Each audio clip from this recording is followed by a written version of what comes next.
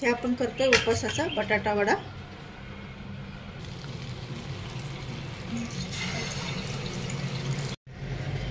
हे बघा मस्तपैकी आपला उपवासाचा बटाटे वडा तयार झालेला आहे। सोबत मिरची पण तळलेली आहे। 4 मोठ्या साईजचे बटाटे आपण पाण्यामध्ये उकडून घेतलेले आहे। 3 शिट्टी करून घेतली। आता उकडलेले बटाटे बाहेर काढून घेऊया। आता इथे आपल्याला बटाट्यांची साल काढून घ्यायची आहे आणि मॅशर असेल तर मॅशरच्या सहाय्याने कुस्करून घ्यायचं, नाहीतर मग किसणीच्या सहाय्याने किसून घेऊ शकता तुम्ही। इथे आपण 4 हिरव्या मिरच्या घेतलेल्या आहे आणि अर्धा चमचा जिरे हे आता आपण वाटण करून घेऊया। इथे आपण आता 1 बाउल घेतलेले आहे आणि त्याच्यामध्ये आपण अर्धी वाटीपेक्षा जास्त म्हणजे 1 वाटीपेक्षा थोडं कमी आपण राजगिऱ्याचं पीठ घेतलेलं आहे। हे रेडीमेड पीठ येतं आणि नंतर 1 वाटीपेक्षा थोडंसं कमी आपण हे भगरचं पीठ घेतलंय, हे पण रेडीमेड येतं। त्याच्यात आपल्याला मीठ टाकून घ्यायचं आहे। मीठ तुमच्या अंदाजानुसार उपवासाचं सेंधव मीठ वापरायचं। त्याच्यानंतर लाल चटणी, चटणीमुळे कलर खूप छान येतो आणि टेस्ट पण खूप छान येते। आता आपल्याला हे सगळं मिक्स करून घ्यायचं आहे। आता याच्यात आपल्याला 1 चमचा तेल टाकून घ्यायचं आहे। याच्यामुळे बॅटर हे स्मूथ येतं आणि मिक्स करून आपल्याला हे भिजवून घ्यायचं। मग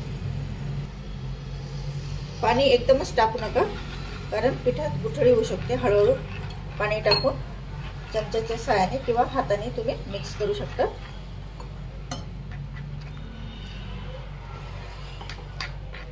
पूर्ण मिक्स करून घ्यायचं आहे।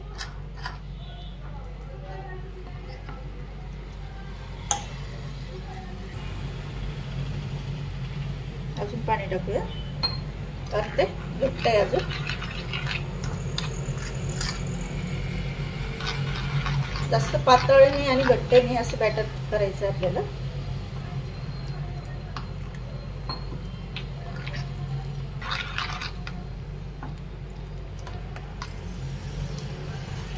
आणि याला 10-15 मिनिट आपण झाकण ठेवून रेस्ट करू देऊ।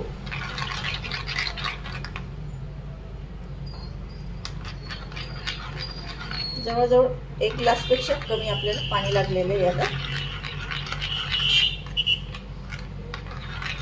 कारण भगरचं पीठ आणि राजगिऱ्याचं पीठ पाणी शोषून घेतं। आता याला आपण मस्तपैकी छान मिक्स केलेलं आहे। हे बघा कन्सिस्टन्सी अशी पाहिजे याची। त्याच्यावर आपण 10-15 मिनिट झाकण ठेवूया।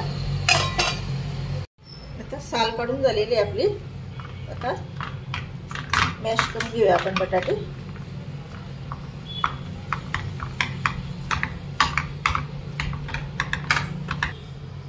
इथे आपण आता एक पॅन ठेवलेला आहे। त्याच्यात आपल्याला 3 चमचे तेल टाकून घ्यायचं आहे। त्याच्यात आता आपण जिरं टाकलं। त्याच्यात आपण मगाशी मी तुम्हाला दाखवलं हिरव्या मिरच्या आणि जिरं आपण दळून घेतलेलं ते टाकूया।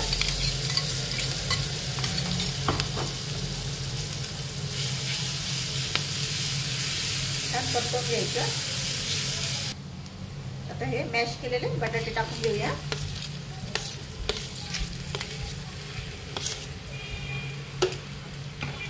त्याच्यात आता आपण मीठ टाकूया।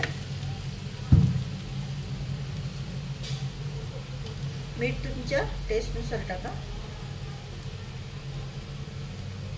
आणि हे सगळं मिक्स करून घ्यायचं आपल्याला। आता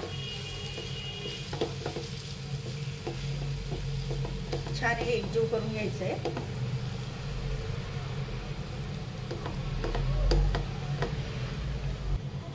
त्याच्यातच आपल्याला कोथिंबीर टाकून घ्यायची आहे।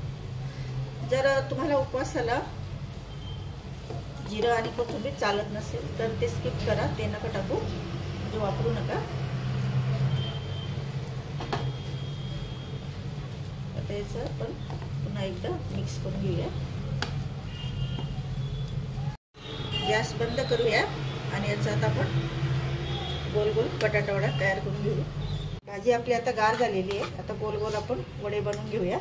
हाताला तेल लावून घ्यायचं थोडं आणि हे बघा असे अगदी झटकीपट तयार होतात।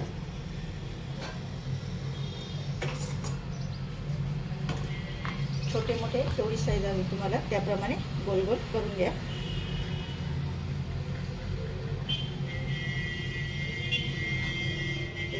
असे वडे तयार करून घ्यायचे आपल्याला। इथे आता आपण एक वडा टाकून घेऊया आणि मिश्रणात खालून वरून पूर्ण चमच्याच्या सहाय्याने मिक्स करून घ्यायचं, बुडवून घ्यायचं आणि कढईमध्ये टाकूया। तेल आपण आधीच तापायला ठेवलं होतं, तर त्याच्यात हा वडा सोडून घेऊया आणि ते सोडायचं। हाताने सोडू शकतात किंवा चमच्याच्या सहाय्याने तुम्ही सोडू शकता।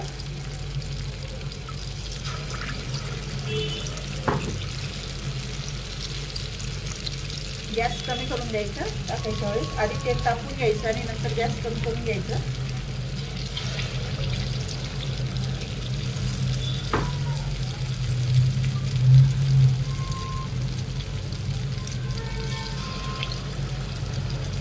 आता 3-4 मिनिट यांना परतवायचं नाही, खालच्या साईडने आपण व्यवस्थित तळू देऊ, नाही तर मग ते तुटतील। तर वडे आपले टर्न करूया।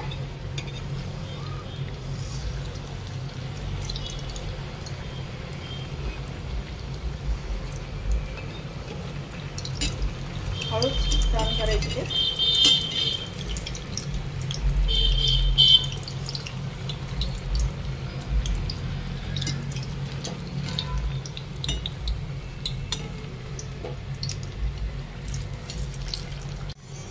वडे आपले दोघं साईडने मस्तपैकी छान तळून घेतले आपण मीडियम गॅसवर आणि कलरही खूप सुंदर आलेला आहे।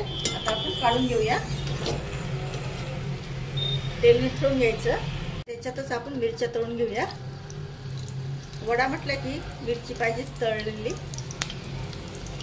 मिरची तळायच्या आधी तिला आतमध्ये कापून घ्यायची लाईन करून। मस्तपैकी आपली मिरची तळून झालेली तयार। फ्रेंड्स, आपला उपवासाचा बटाटा वडा तयार झालेला आहे, सोबत मिरची पण तळलेली आहे।